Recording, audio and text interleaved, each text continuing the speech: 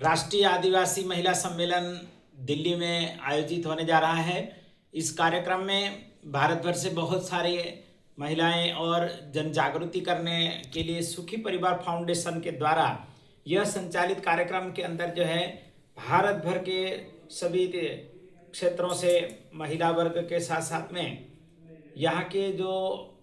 सुखी परिवार फाउंडेशन के कार्यकर्ता है वो सभी उपस्थित हो रहे हैं। इस कार्यक्रम का मुख्य उद्देश्य हमारा जो है वो महिलाओं के प्रति जन जागृति को फैलाना, मासिक धर्म के अंतर्गत जो है। इतना ही नहीं, इसके साथ में 50,000 जनजातीय समाज की महिलाओं को आज शहर से लेकर के गांव तक ये बहुत बड़ी एक समस्या है जिसको कभी खुल करके कभी चिंतन मंथन नहीं किया गया, विचार नहीं किया गया, ऐसी चीज है। लेकिन इसको हमारे शास्त्रों के अंदर, हर चीज के अंदर उसको बोला गया है, मासिक धर्म बोला गया है। तो ये मासिक धर्म में महिलाओं के द्वारा जो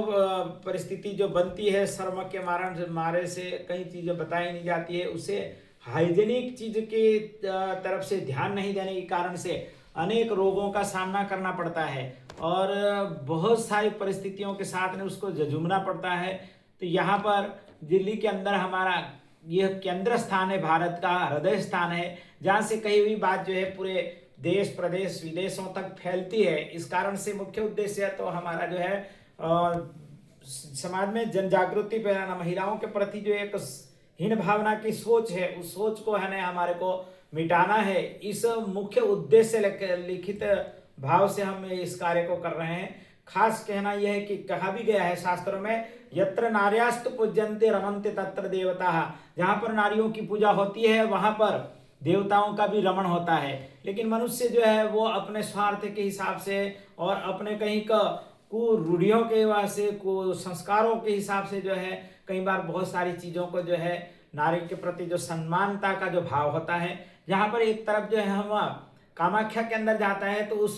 स्थिति को पूजा जाता है मासिक धर्म के अंदर, कामाख्या के अंदर। तो यहाँ पर जो है हमें जिस तरह की परिस्थितियां गांव के अंदर निर्मित हो रही है, हाइजीनिक चीजें नहीं रखने के कारण से बहुत सारी महिलाओं को रोगों का सामना करना पड़ता है, बहुत सारी चीजों की तकलीफ का सामना करना पड़ता है। तो हमारा ये उद्देश्य है तीन तरह से, एक तो मासिक धर्म, उसके साथ साथ में हाइजेनिक दूसरा नंबर, तीसरा नंबर है इसको रोजगारी के अंदर कैसे परिवर्तित करना, क्योंकि इसके अंदर जो हम पेड़ जो बनाने वाले हैं वो गांव के अंदर जो महिलाओं को उसका मशीन वगैरह देंगे, उसको रोजगारी वगैरह भी देंगे तो महिला स्वावलंबी बनेगी। और महिला स्वावलंबी बनते हैं तो पूरा एक घर अच्छा चल जाता है और अच्छे संस्कार भी इसके वहीं से प्रारंभ होते हैं। नहीं तो लगातार हर महीने की जो चिंताएं परेशानियां हैं उसके अंदर वो आने वाले समय में क्या होगा, किस तरह से होगा, उसी के अंदर एक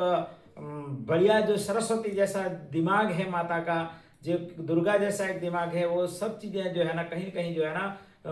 सुषुप्त अवस्था के अंदर आ जाता है। तो हमें इस चीज के प्रति सभी नागरिकों को जागरूक होने की बहुत आवश्यकता है और जागरूक होकर के इसके बारे में बहुत ही कम लोग हैं, कभी धर्माचार्य जो है वो कम बोल पाते हैं, कह पाते हैं। लेकिन हम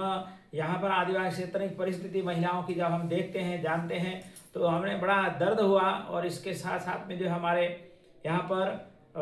हमारे जो कार्यकर्ता है सुखी परिवार फाउंडेशन के, दिल्ली के नीलेश शुक्ला जी है, तपन जी है, राजू ओसवाल जैसे है, बहुत सारे जो लोग हैं और हमारे सुदर्शन जी वाघमार जैसे लोग हैं जो मीडिया के माध्यम से बहुत सारी जगह पे हमारी इस बात को पहुंचाने का प्रयत्न किया जा रहा है। और ये बहुत खुशी का समाचार है कि इसके अंदर जो है भारत भर के कई लोग आएंगे जिनको हम सम्मानित करने जा रहे हैं, महिलाओं को भी से सम्मानित करने जा रहे हैं। तो इस तरह से जो है हम इस मिशन को, ये एक मिशन नहीं, एक विश्वास है, एक श्रद्धा है, एक आस्था है नारी प्रत्यय की, उस